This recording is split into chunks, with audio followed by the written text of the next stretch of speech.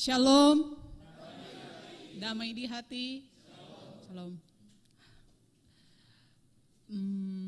Saat ini kita baru berjumpa lagi bersama dengan saya sebagai pelayan khusus di periode kedua, di mana saat ini saya ditugaskan lagi untuk membawakan firman dan kali ini secara onsite. Kalau mengingat masa-masa yang sulit yang kemarin sudah bisa kita lewati di masa pandemi, ada kesukaran juga sebagai pelayan khusus di mana kita harus beribadah secara online. Dan pada periode pelayanan tersebut, waktu itu saya membawakan firman lewat online dan itu memang ada kesulitan tersendiri karena juga harus kita harus membuat video, tidak direkam secara langsung, tetapi kita harus membuat video dan akan diedit, dan itu memang juga sulit. Dan puji Tuhan hari ini saya juga boleh berdiri di sini secara onsite.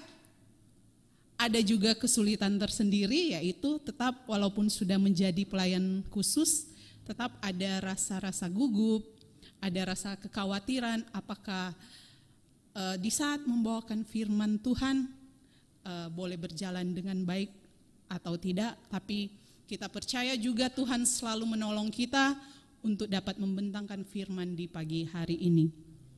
Jemaat yang dikasihi oleh Tuhan kita Yesus Kristus, bagi jemaat yang ada di tempat ini maupun mungkin dalam peribadatan secara online, di hari kenaikan ini, tema pada hari ini yaitu Yesus yang terangkat ke sorga akan datang kembali.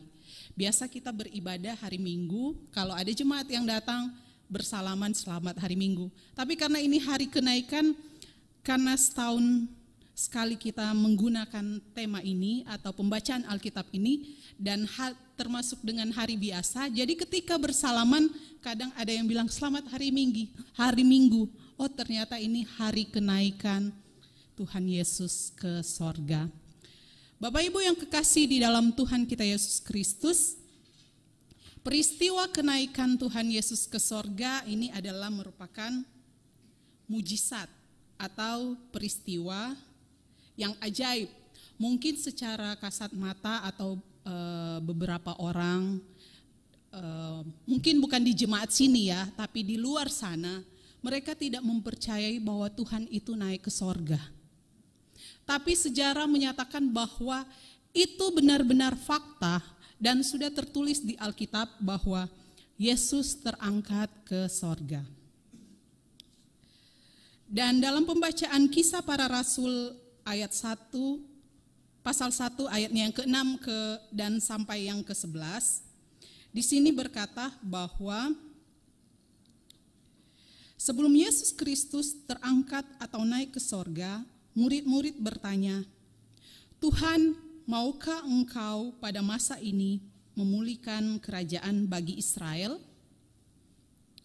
Pertanyaan ini dipengaruhi bahwa pada pemahaman zaman waktu itu, orang Yahudi tentang kedatangan Mesias yang dinantikan akan membebaskan bangsa Israel dari penjajahan dan pemulihan kerajaan Israel seperti pada masa keemasan ketika dipimpin oleh Raja Daud. Namun ternyata sampai akhir kehadiran Yesus Kristus bersama-sama muridnya di dunia, orientasi atau pemahaman dan prioritas murid-muridnya masih tentang hal kerajaan duniawi. Pada saat itu, Yesus menjawab, Yesus menepis pandangan itu, engkau tidak perlu mengetahui masa dan waktu yang ditetapkan Bapa sendiri menurut kuasanya.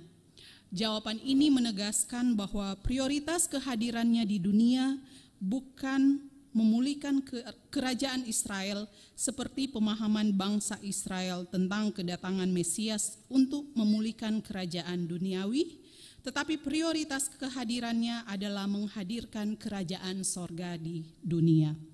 Jemaat yang dikasihi oleh Tuhan kita Yesus Kristus, siapa di antara kita yang pernah menjadi saksi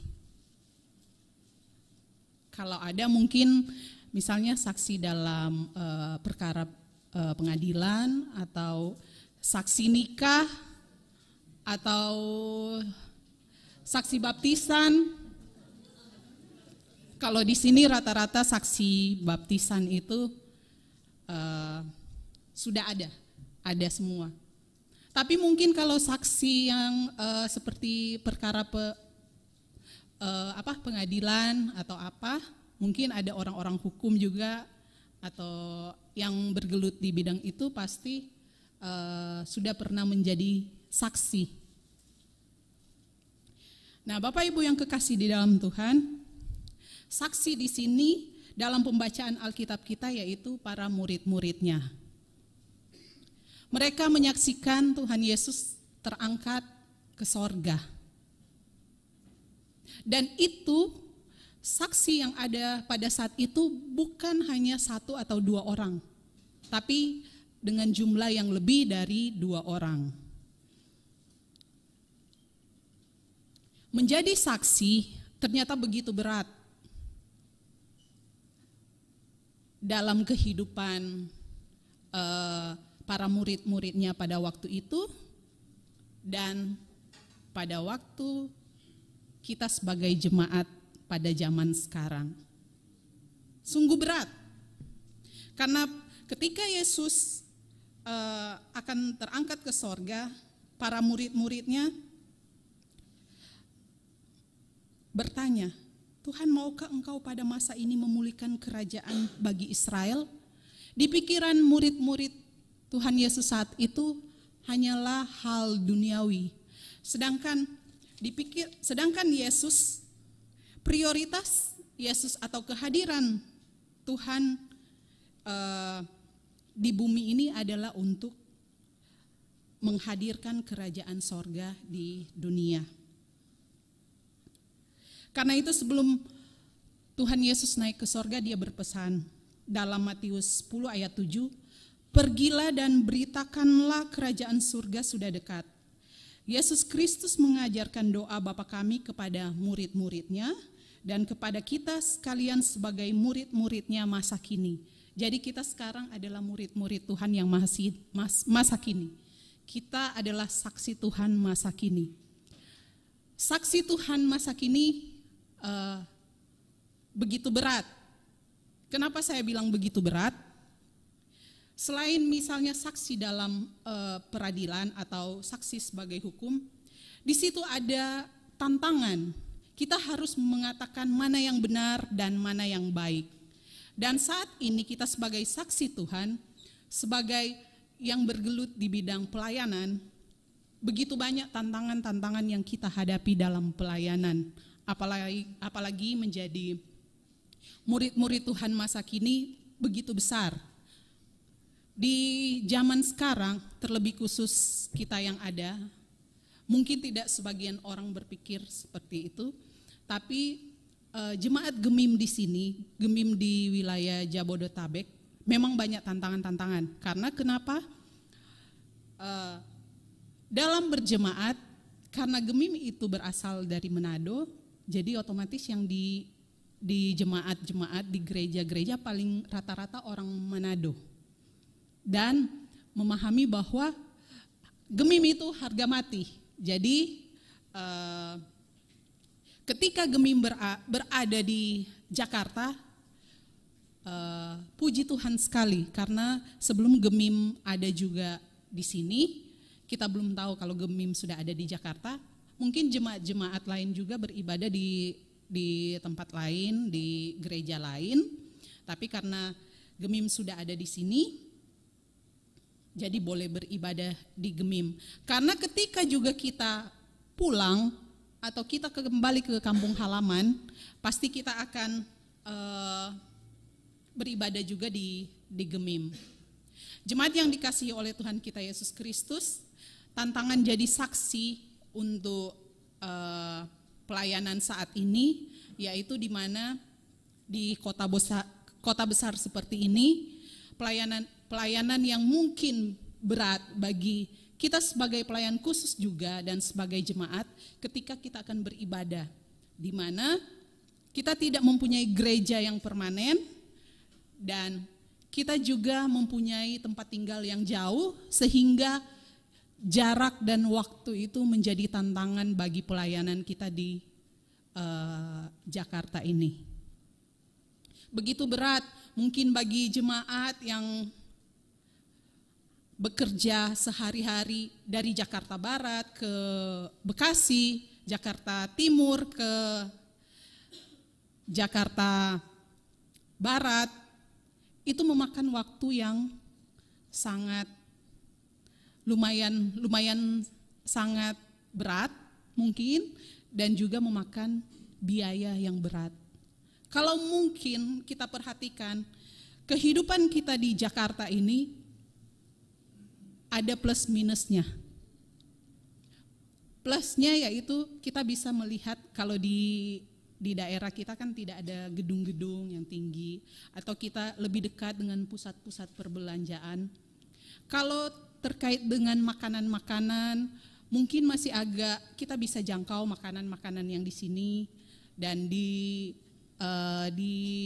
daerah di Manado juga kurang lebih untuk makanan hampir juga sama. Kadang juga makanan lebih mahal di Manado dibandingkan di sini. Yang menjadi mahal di daerah kita atau di tempat kita tinggal sekarang yaitu transportasi. Apalagi tidak mempunyai kendaraan pribadi, kalau dalam pelayanan kita agak harus menguras keuangan kita untuk kita pergi pelayanan atau kita pergi beribadah. Jarak, waktu, dan biaya yang menjadi tantangan kita saat ini. Nah, jemaat yang dikasihi oleh Tuhan kita Yesus Kristus, hari ini kita merayakan hari kenaikan Yesus Kristus ke sorga. Ketika dia berpesan dalam amanat agungnya, yaitu, "Karena itu pergilah, jadikanlah semua bangsa muridku, dan baptislah mereka dalam nama Bapa, Anak, dan Roh Kudus, dan ajarlah mereka melakukan segala sesuatu yang telah kuperintahkan kepadamu, dan ketahuilah aku menyertai kamu senantiasa sampai kepada akhir zaman." Nah, inilah amanat agung ketika Tuhan Yesus akan terangkat ke sorga. Pesan firman di hari ini, merayakan hari kenaikan Yesus Kristus ke sorga, kita diingatkan jangan berdiam diri, menunggu dan hanya menatap ke langit, menanti kedatangannya kembali, tetapi mari menghadirkan tanda-tanda kerajaan Allah, sebab sesungguhnya kerajaan Allah ada di antara kamu. Nah, jemaat yang dikasihi oleh Tuhan kita Yesus Kristus, itulah yang sebagai gambaran yang tadi saya sampaikan kepada jemaat, bahwa ketika dalam pelayanan, saat ini kita berada di Jakarta, pelayanan-pelayanan yang begitu berat, sehingga mungkin dalam berjemaat ada gesekan-gesekan dalam persekutuan, atau ada perbedaan-perbedaan, namun kita yakin dan percaya Tuhan sudah menempatkan kita untuk menjadi saksi-saksi Kristus. Dari Manado, Gemim berada di sini, dan kita boleh beribadah dalam persekutuan saat ini. Tantangan yang berat juga bagi Gemim di Jabodetabek ini, yaitu tantangan dari bukan orang dari sesama Kristen, sesama atau di seberang Kristen, tetapi sesama Kristen juga. Ada perdebatan-perdebatan, mungkin ada ketidaksukaan orang-orang atau oknum-oknum yang mungkin tidak suka kita berada di sini. Tapi karena Gemim itu harus maju dan berkembang mengikuti zaman, sehingga Gemim bisa keluar dari tanah Minahasa. Jemaat yang dikasihi oleh Tuhan kita Yesus, ada dua hal yang dapat kita catat tentang sikap para muridnya dari kisah Yesus terangkat ke sorga. Dalam kitab para rasul, yang pertama setelah Yesus menyampaikan pesan-pesannya, para muridnya bertanya dan meminta Yesus untuk memulihkan kerajaan Israel. Dalam ayatnya yang ke-8, Yesus berbicara tentang kerajaan Allah, tetapi dalam pikiran murid, mereka hanya mementingkan kepentingan sendiri, yaitu kepentingan duniawi. Visi Yesus adalah kerajaan Allah, tetapi visi murid masih ada pada kuasa duniawi. Kemudian yang kedua, dalam pembacaan kisah para rasul ini, ketika Yesus terangkat ke sorga, para murid terus menatap ke langit. Mereka masih terus berharap keinginan mereka bisa terwujud. Lalu ada dua orang berpakaian putih. Berpakaian putih atau malaikat menegur mereka. Hai orang-orang Galilea, mengapakah kamu berdiri melihat ke langit?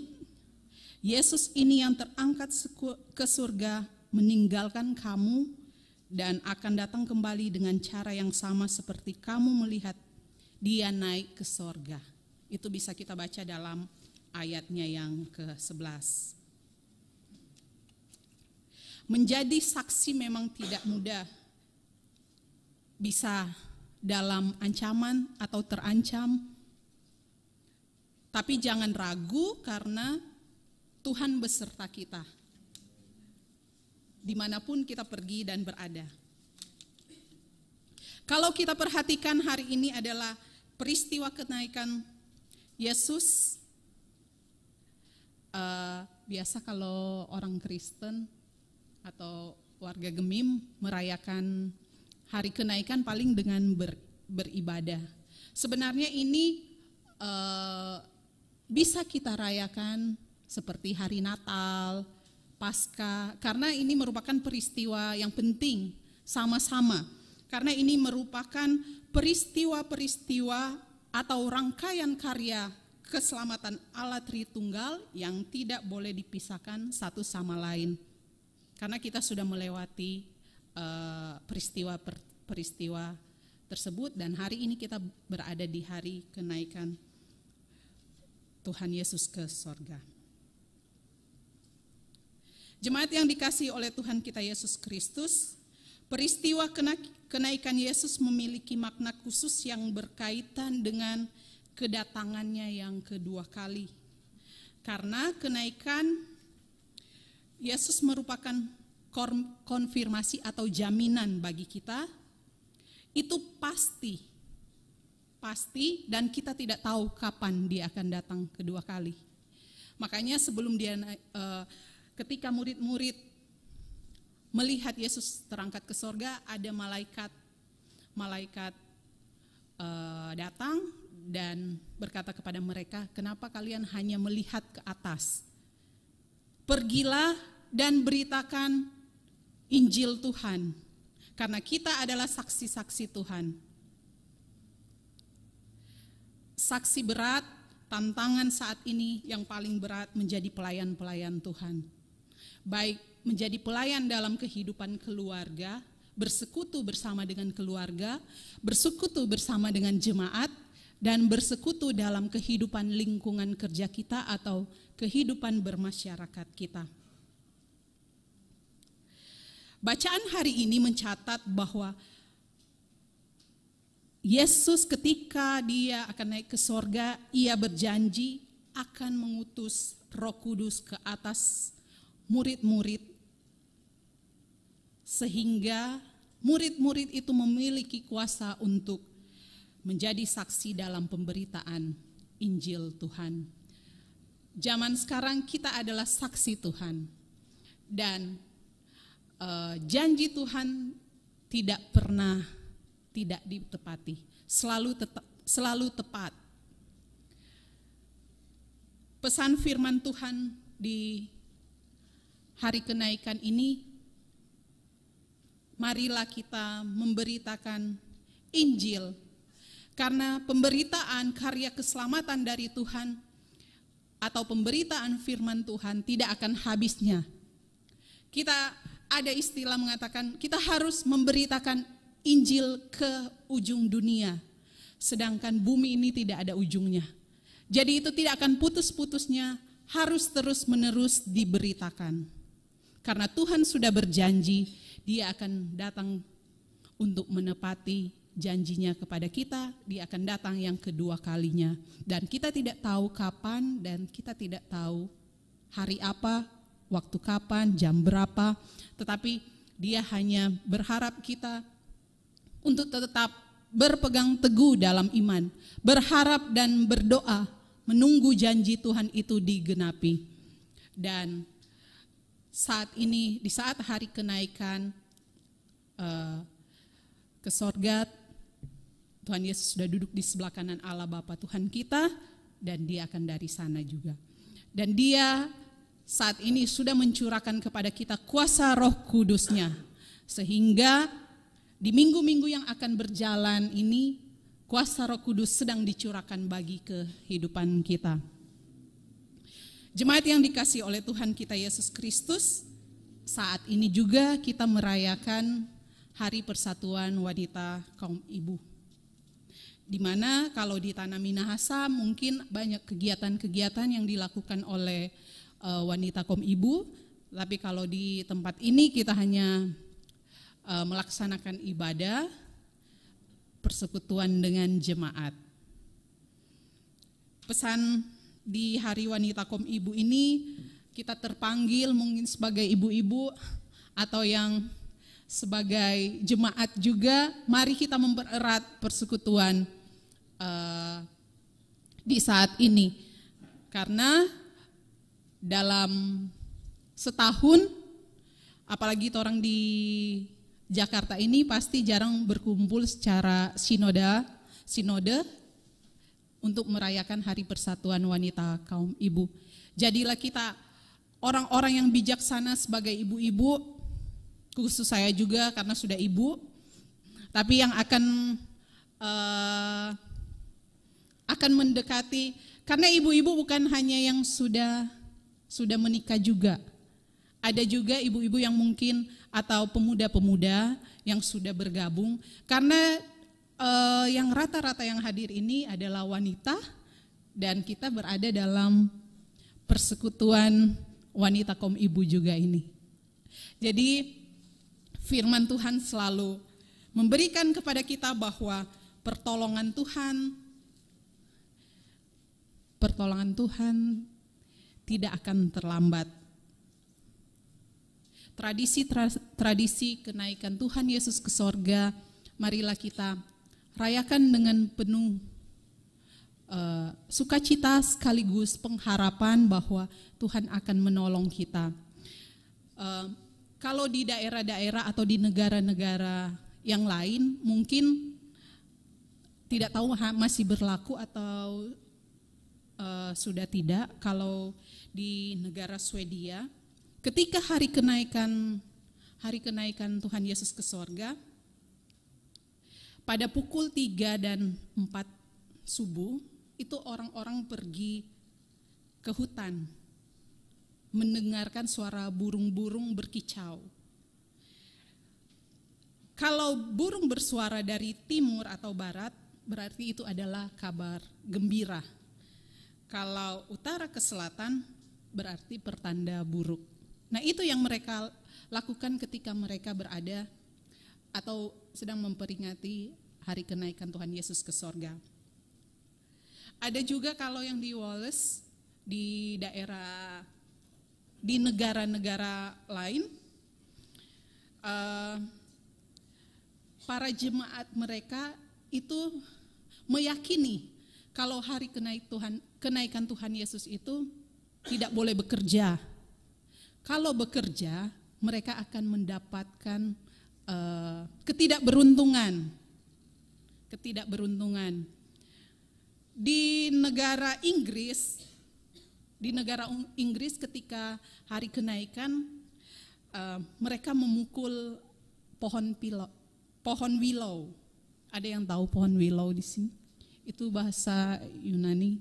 Kalau di sini pernah sekali, mungkin kalau ada yang pernah lihat film-film di Amerika atau apa, dia pohon berbentuk rumput tapi pohon, jadi dia menggantung.